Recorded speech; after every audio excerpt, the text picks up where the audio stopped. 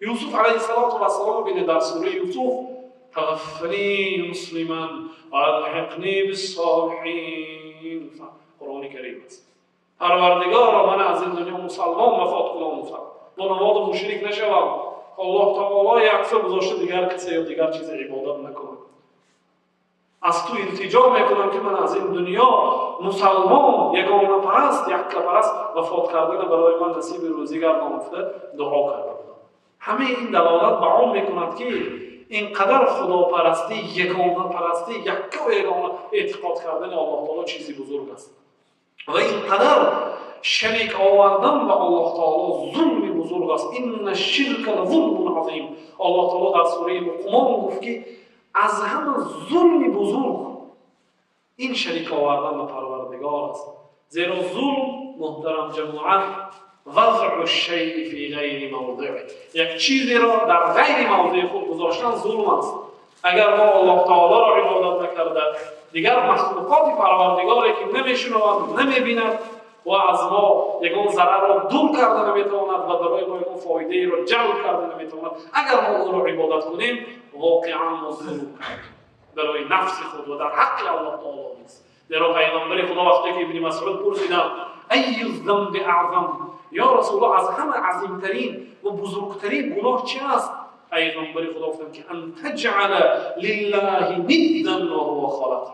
بزرگترین و عظیمترین گناه این است که اینکه الله تعالی را عبادت نکرده دیگر کس را عبادت کنی، حالا آنکه الله تعالی تو را آفرید. تو را الله تعالی آفرید، تو را الله تعالی رزق داد، همه نعمتایی که تو داری الله تعالی داد، لیکن تو الله تعالی این دیگر کس اگر عبادت کنی این از همه کلانترین گناه است. ثانی گفتن که ان تقتل ولدک، فرزندت به قتل رسانی خشیت ان یطعم معک، اینکه همراهی من طعام میخورد رزقی من کم میکنند، گفته اگر به قتل رسانی این دویمین گناهی کلان است. و ان تزانی بحلیلة جارک، و سیومین گناه کبیره این همراهی خانم همسایه زنا کردن است. یعنی زنا با دیگرها حرام است، گناه کبیره است، لیکن با همسایه ها عظیمتر و بزرگتر است. در هم حق همسایگی پایمال شد، هم حق الله تعالی که این گناه عظیم اجرا شد. از همه بزرگترین گناه این شریک آوردن به پروردگار عالم است. و فضیلت یگانه پرستی و خدا پرستی تا این درجه بزرگ است که بعضی علما در کتاباشون باب مانداختند که باب فضل التوحید و ما یکفر من الذنوب، باب درباره فضیلت توحید چگونه فضیلت دارد و توحید گناه ها را مغفرت میکنه، کفاره سبب کفاره گناه میشه. اگر کسی خدا پرست باشه، یگانه پرست باشه، فقط از الله تعالی ترسد، الله تعالی را دوست دارد، کسی را مثل الله تعالی دوست ندارد، فقط الله تعالی را دوست دارد، دیگر بعضی گناه هایی که از او صادر می شود به فضیلت توحیدش، به سبب اینکه خدا پرست و یگانه پرست است و با الله تعالی کسی یا چیزی رو شریک نمی‌آورد، آن گناه هایش اگر توبه نکند هم بخشیده می شود. به سبب اینکه این توحید دارد، یگانه پرست است، خدا پرست است. چی گفتن؟ حدیثی را آوردن از ابن حسین، گفت که کنا جلوسا عند سعید بن جبیر، ما در نزد سعید بن جبیر نشسته بودیم. سعید بن جبیر یکی از تابعین هستند، شاگردان عبدالله بن عباس رضی الله عنهما، شاگردی صحابه پیغمبر خدا است. همراهی و نشسته بودیم در حلقه علمی. فقال من رأى الكوكب الذي انقض البارحه، پرسیدم سعید بن جبیر کی امشب ستاره که افتید او را دید، یعنی که شاهد زنده بود که امشب یک ستاره افتید. فقلت انا، گفتم که من دیدم، من امشب وقتی که ستاره افتید دیده بودم، یعنی مقصد شعله از ستاره ها جدا شده و زمین میفراید. ولکنی لم اکن فی صلاتی، لیکن من در نماز نبودم.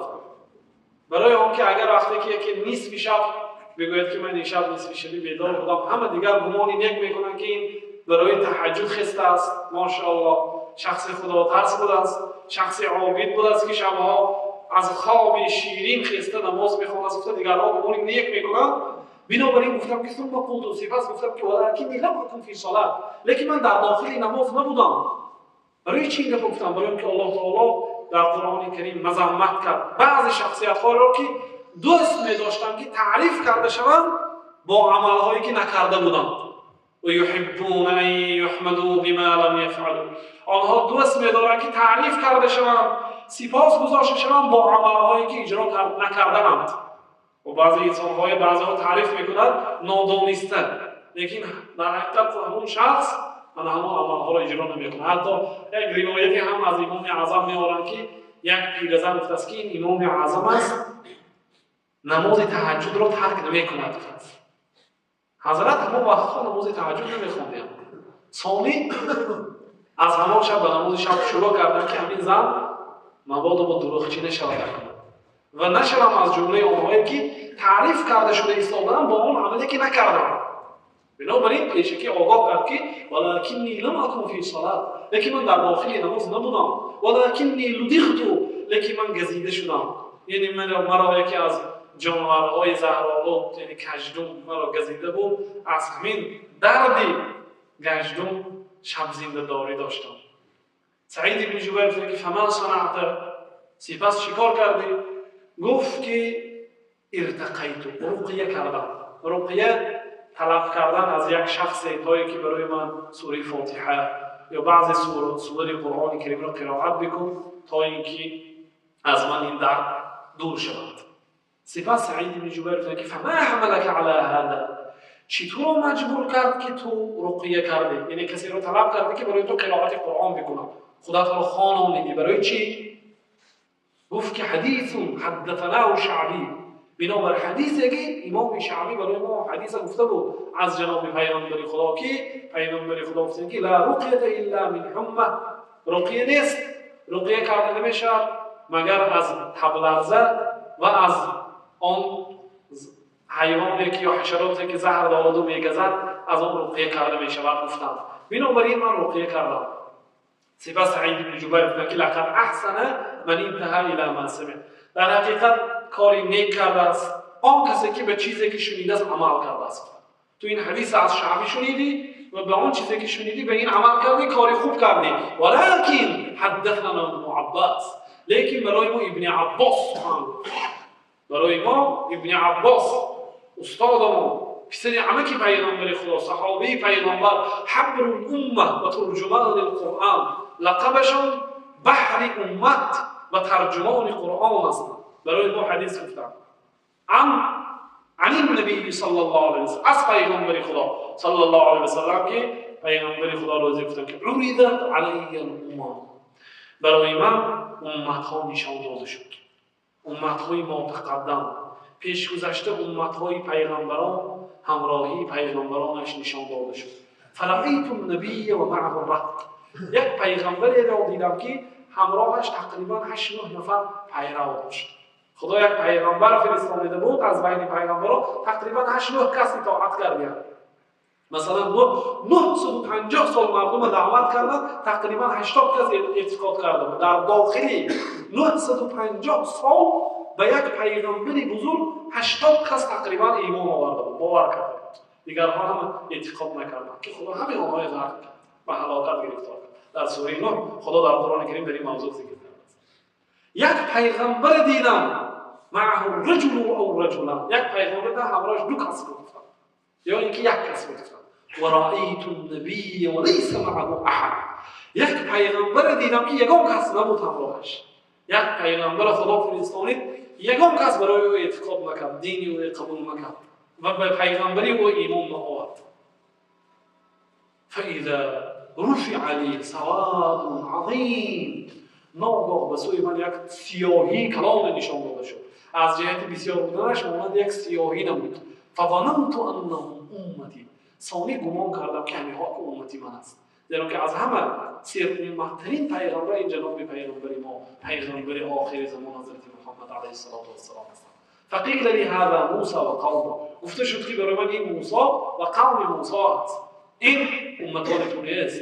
فاذا رفع لی سواد عظیم، ثانی من گفته شد که به این طرف نگاه کردم که بی نهایت عدد سر و نگ ندارد، هذه امتکم، این است امت تو. در پیغمبر خدا که پیغمبر آخر زمان است. من امروز به وفات جناب رسول الله اگر 1423 سال شده باشد، همین مدتی که 1423 سال مسلمانایی که از عالم گذشته، همه این امت پیغمبر است و همه آنهایی که آینده تا روز قیامت باز به پیغمبری حضرت میرسند، همه آن امت پیغمبر است. 2 میلیارد از زنده ها امت پیغمبر هستند. چندین بیلیون ها از دنیا گذشتند و در آینده به دنیا می آیند.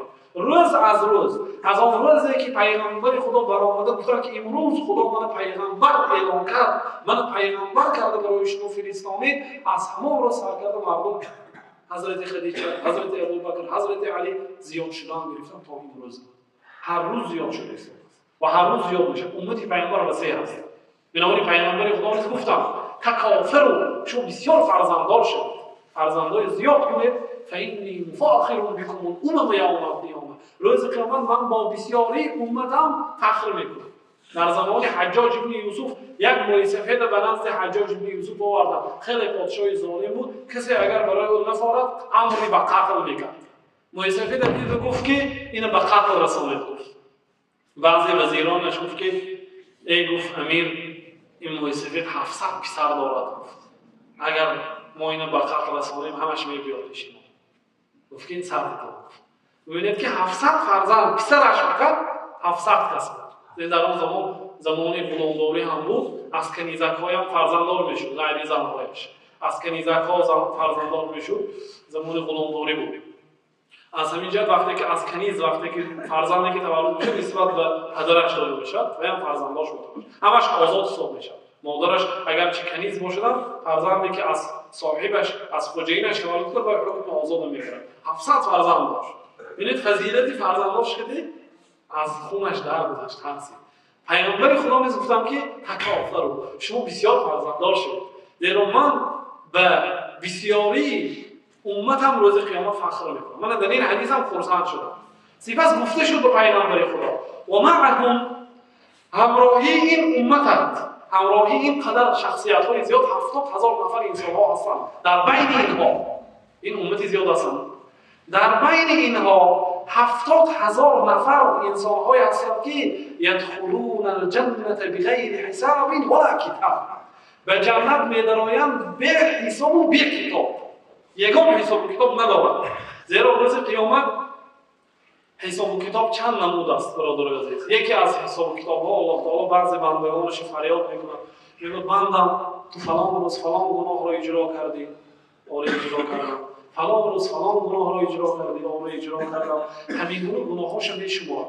ثانی میگوید که من در دنیا همون گناههای از مردم پنهان کرده بودم، ولی پروردگار پنهان کرده بودی، امروز هم پنهان میکنم. میگم اینا به جنت میذاره. لیکن این وزنین‌تر است، برای اون که وقتی که پروردگار عالم شما رو جر زده به هر یک ثانیه دقیقه، هر یک مکان و منزلی که گناهی که کردید در طول 70 سال یا 60 سال عمرتون همش شمرده، هر نتیجه چی میشده باشد، گفته انسان در خوف و خطر است، اگر چند که در نهایت بخشیده بوده هم.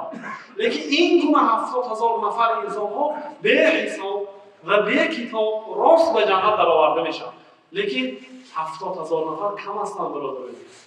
خود در شهر ما 200,000 اهالی هست. مثلا 70,000 خیلی کم است.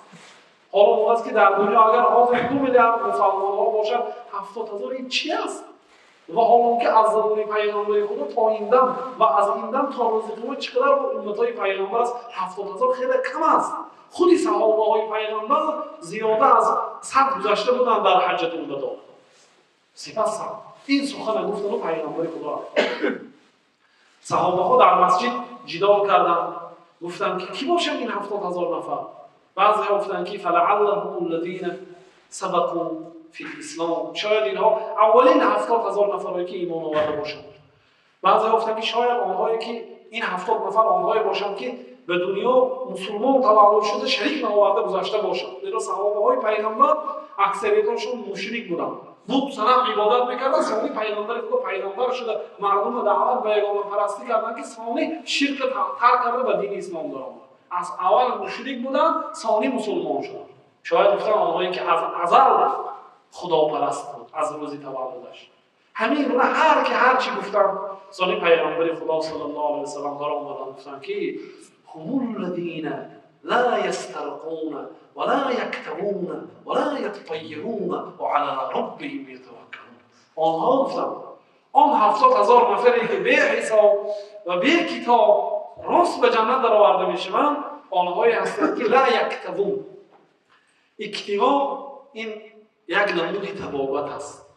اگر به عضو انسان یک مرض پیدا شود، یک عیب پیدا شود و آهن در آتش چسبانیده به همانجا زیر کرده میشود. مانند دستمال، خودی که میکوه، کلمه دستمال هم به زبان عربی همین میکوه است. کی گفتگی یک نمود تبابت است. درست است این نمود تبابت. لیکن کسی تبابت همین گونه تبابت که تبابت نمیکند ولا یتطیرون، تطیر نمیکند. تطیر این گمونی بد. گمونی بد این است که مثلا اگر آید به اشاره، یعنی به زبان روسی سویتفار آمدید که سرخ است، گفتید که امروز اون کارهای ما را نمیرد، مثلا خیلی خدا است. انمی آدم از جمله آنها زیرا شریک آورد سویتفار به خدا، زیرا ناآمدی کار از طرف پروردگار میشه، از طرف سویتفار نه. یا اینکه گوید که یک زنک از پیشت اول زنک بینی سحر خیزی همون روز کارت آمد نمیکند گوید این گفتم تطایر، گمونی بد. گمونی بد و بعد یا گربه گذارد از پیشت گربه گذارد گمونی بد میکند، یا بویاغلی اگر آواز براد گمونی بد میکند، یا دو معینه اگر جمع کند گمونی بد میکند. این گمونهای بد ذلك قولكم بافواهکم، این گپایی که دهاناتون که میگویید به علم و به اساس است خود. این تطایر بعضی ها عرب ها پرنده رو میگرفتن میپروندن میگفتن اگر به طرف راست پرواز کند سفر میکند، اگر به طرف چپ پرواز کند سفر نمیکند. گفتم میپروندن همون کدام طرف برات موافق مسئله کار میکرد. این تطایر. یا اینکه بعضی ها میجش میکند اگر دیدنش کنده شود میرن، دیدنش کنده نشود نمیرن مثلا. این کارها سفسطه است. این همش خرافات است. دین مقدس اسلام بیزار است از خرافات و بدعت و آن چیزایی که عقل صریح نمیگیرد. شریعت از آن بیزار است. همش باید اعتقاد با الله تعالی شود. فاذا عزمت فتوکل علی الله. وقتی که یک کار خیر نیت کردی، قصد کردی، توکل به پروردگار عالم کن، از پی کار شود. نترس از عواقب وخیمش، یعنی مادامی که کار خیر است. این سیومین صفت شد.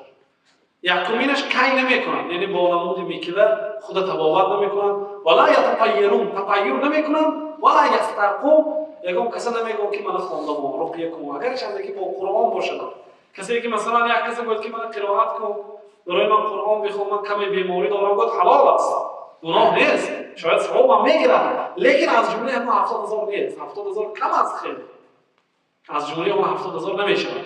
زیرا پیغمبر خدا یک زن دیدم آمد به نزد رسول الله، یا رسول الله اینی اسرع، یا رسول الله من جن دارم، جنی من مرا بیهوش کرده میافتاند در کوچه بازارها، ثانی عورتای من کشاده میشه، من بیهوش میرم، مردم برای من نظر میکنن.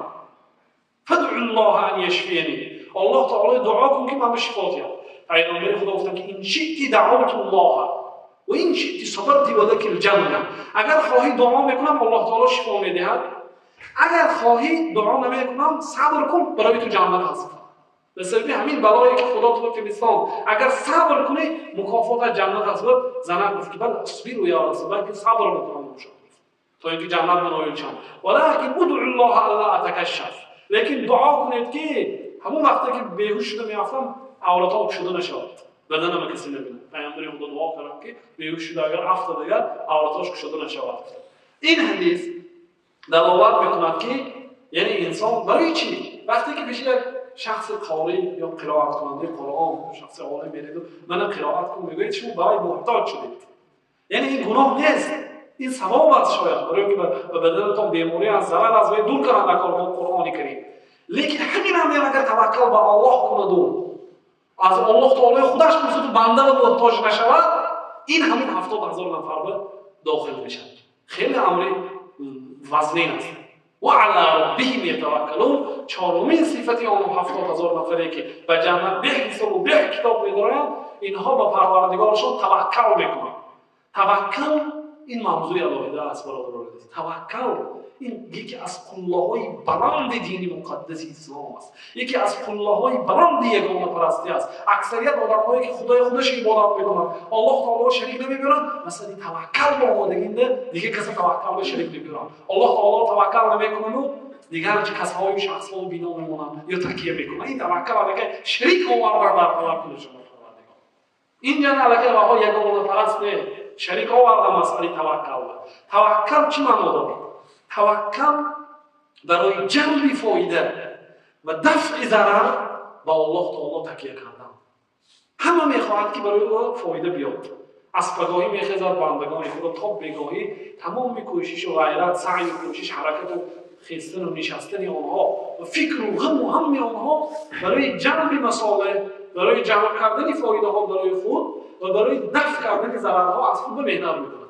در همین کارها با الله تعالی تکیه کردن، توکل بر الله کردن، اعتقاد و اعتماد به الله تعالی کردن، باوری یقین کامل داشتن به الله تعالی که الله تعالی ان شاء الله برای جلب مصالح توکل کننده ذات من است، وکیل من است، فرستاده آن ذاتی که من به او توکل میکنم، تکیه میکنم الله است، گفته توکل میکنم و رفت و اگر ترسانیده شود هم با الله تعالی توکل میکنم که خدا دارم چه غم دارم.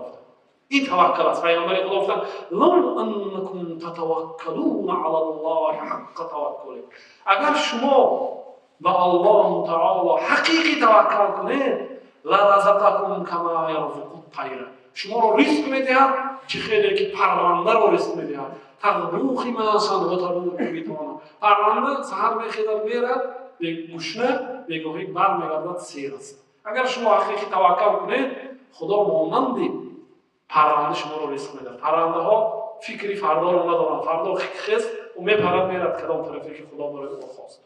بنابراین توکل به پروردگار عالم خیلی عبادت بزرگ است. تکیه کردن به پروردگار است.